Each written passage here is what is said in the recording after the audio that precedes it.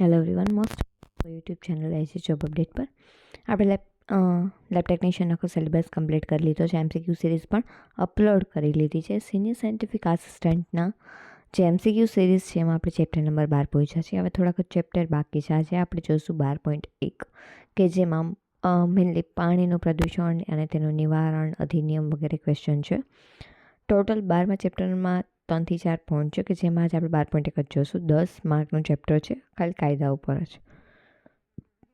MCQ start કરીએ તો કે પહેલો ક્વેશ્ચન છે, પાણી એટલે કે પ્રદૂષણ નિવારણ અને નિયંત્રણ અધિનિયમ કયા વર્ષમાં લાગુ કરવામાં આવ્યો હતો? આન્સર આવશે 1974. વોટર એક્ટ 1984નો મુખ્ય ઉદ્દેશ શું છે? તો કે પાણી પ્રદૂષણનું નિવારણ. પાણી અધિનિયમ હેઠળ કેન્દ્રીય બોર્ડનું નામ શું છે? તો કે CPCB, central pollution control board. રાજ્ય સ્તરે પાણી પ્રદૂષણ નિયંત્રણ માટે કઈ સંસ્થા છે? તો કે રાજ્યો માટે SPCB, state pollution control board. પછી છે કોન્સેન્ટ ટુ એસ્ટાબ્લિશ ક્યારે લેવું પડે છે? તો કે ઉદ્યોગની સ્થાપના પહેલાં.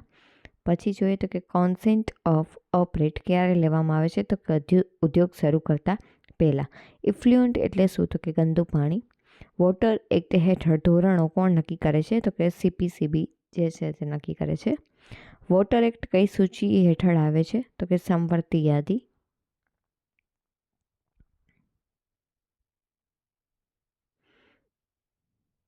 જો સંઘ યાદી તો કે એના બધા જે નિયમો છે એના ઉપર જે હેડ તરીકે જે હોય કોનું હોય? તો કે કેન્દ્રનું હોય. રાજ્ય તો કે આધિપત્ય રાજ્યનું હોય કે અને સમવર્તી તો કે બેનું આધિપત્ય સમાન હોય. કોઈ પણ ઉદ્યોગને પાણી પ્રદૂષણ માટે મંજૂરી લેવી ફરજિયાત છે? તો કે હા. STPનો પૂર્ણ અર્થ શું થાય? તો કે સીવેજ ટ્રીટમેન્ટ પ્લાન્ટ. ETPનો પૂર્ણ અર્થ શું થાય? તો કે ઇફ્લ્યુઅન્ટ ટ્રીટમેન્ટ પ્લાન્ટ. પાણી પ્રદૂષણ માટે દંડની જોગવાઈ કયા અધિનિયમમાં છે? તો કે વોટર એક્ટ. ધારા 24 કઈ બાબતને લગતી છે? પ્રતિબંધને લગતી છે. પાણીમાં BOD વધુ હોવાનો અર્થ શું છે? તો કે પાણી પ્રદૂષણ છે. CODનું પૂરું નામ શું છે? Chemical oxygen demand.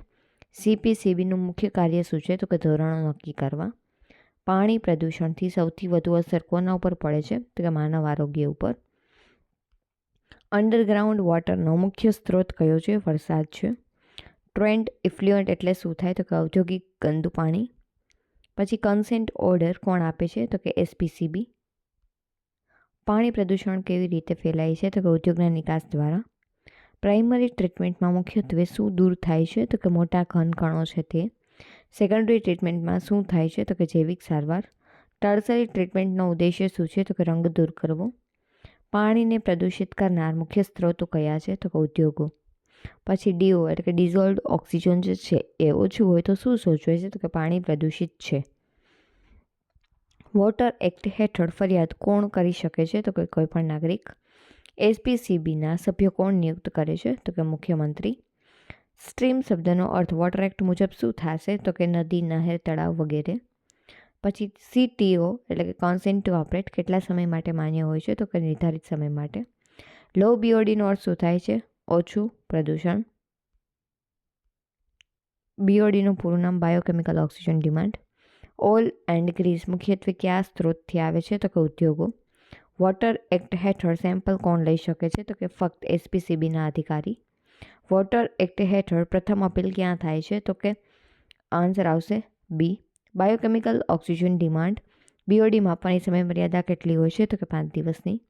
ઇન્ડસ્ટ્રીયલ ઇફ્લ્યુઅન્ટનો રંગ બદલાવ શું સૂચવે છે? તો કે પ્રદૂષણ છે.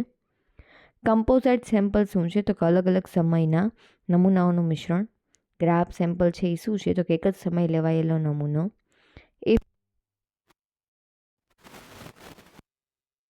વોટર સીઝનું મુખ્ય ઉદ્દેશ્ય શું? નાણાકીય મદદ કરવી. તો કે એસિડ અથવા તો ક્ષાર. હેવી મેટલ્સમાં કયું સામેલ હોય છે? લોખંડ. સેડિમેન્ટેશન પ્રક્રિયાનો ઉદ્દેશ્ય શું છે? તો કે ઘન કણોને બેસાડવા. પછી જોઈએ તો કે ફ્લોક્યુલેશનમાં શું થાય છે? તો કે નાના કણો ભેગા થાય છે. પછી જોઈએ ક્લોરિનેશનનો ઉપયોગ શાના માટે થાય છે? તો કે જીવાણુના નાશ માટે. વોટર એક્ટ હેઠળ લેબોરેટરી કોણ સ્થાપી શકે છે? તો કે CPCB અથવા તો SPCB. વોટર પોલ્યુશનથી કયો રોગ ફેલાય છે? તો કે કોલેરા. નાઇટ્રેટ વધુ હોય તો શું થાય છે? તો આન્સર આવશે બી, યુટ્રોફિકેશન થાય છે.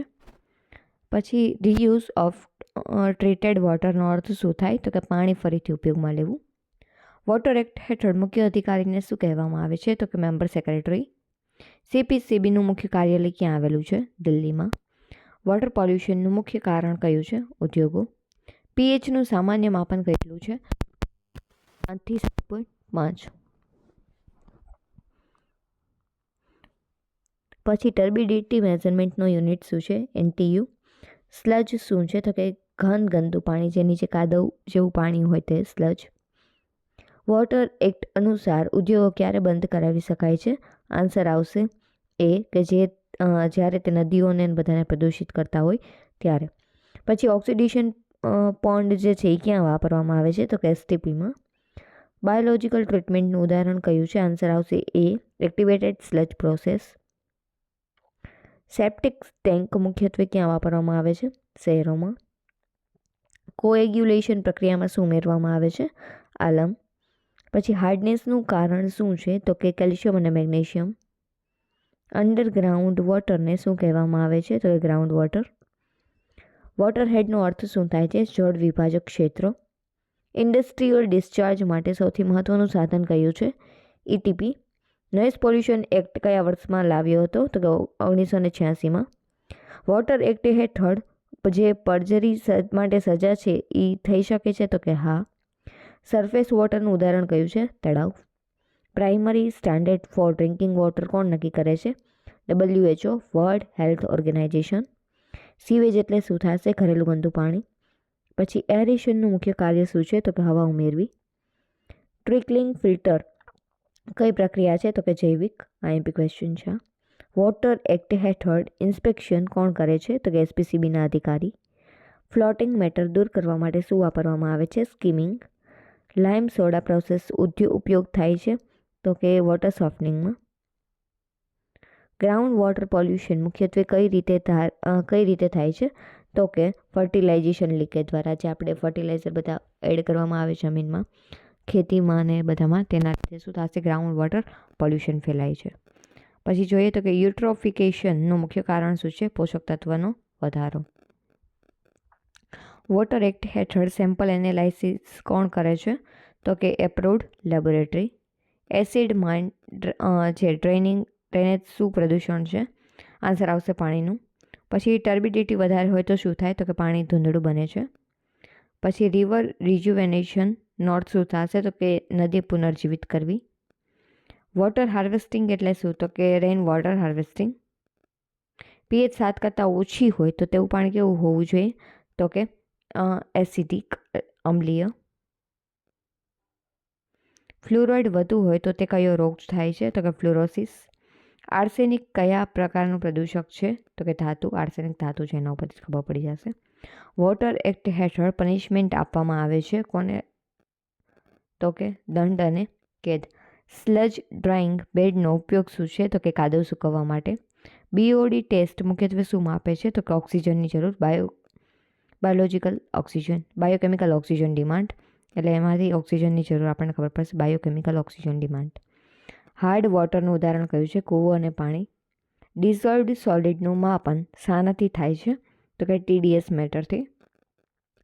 સરફેસ રન ઓફ વધારે થાય તો શું થાય? તો કે પૂરો.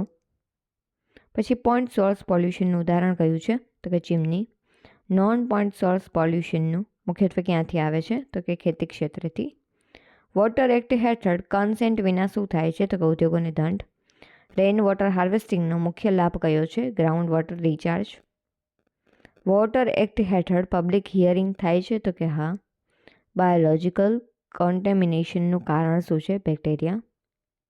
નેક્સ્ટ જોઈએ તો કે સ્પેટિક ટેન્કની સફાઈ કેટલી વખત કરવી જરૂરી છે? વર્ષમાં 1 વખત. વોટર એક્ટ હેઠળ ડાયરેક્શન્સ કોણ આપે છે? CPCB અથવા તો SPCB. જો સેન્ટ્રલ લેવલ લાગુ પડતું હોય તો CPCB, central pollution control board. State level લાગુ પડતું હોય તો સ્ટેટ પોલ્યુશન કંટ્રોલ બોર્ડ. પછી સસ્ટેનેબલ વોટર મેનેજમેન્ટનો અર્થ શું થાય? તો કે પાણીનું સંરક્ષણ અને યોગ્ય ઉપયોગ. આ વખતે તમને આ લેક્ચર યુઝફુલ થઈ ગયો હશે. જો તમે તેમનો વિડીયો લેક્ચર છે થિયરીનો એ જોઈને પછી તમે MCQ સોલ્વ કરશો તો તમને વધારે બેનિફિટ રહેશે આમાં. જો તમે PDF જોઈતી હોય તો આપણી ટેલિગ્રામ ચેનલ છે, તેમની લિંક ડિસ્ક્રિપ્શન બોક્સમાં આપવામાં આવેલી હશે. ત્યાંથી તમે ટેલિગ્રામમાંથી PDF મેળવી શકશો. જો તમે ચેનલ ઉપર નવા હોય તો ચેનલને સબસ્ક્રાઈબ કરવાનું, લાઇક, શેર, કમેન્ટ અને હાઇપ માટે ભૂલતા નહીં. મળીએ આપણે આપણા નેક્સ્ટ લેક્ચરમાં.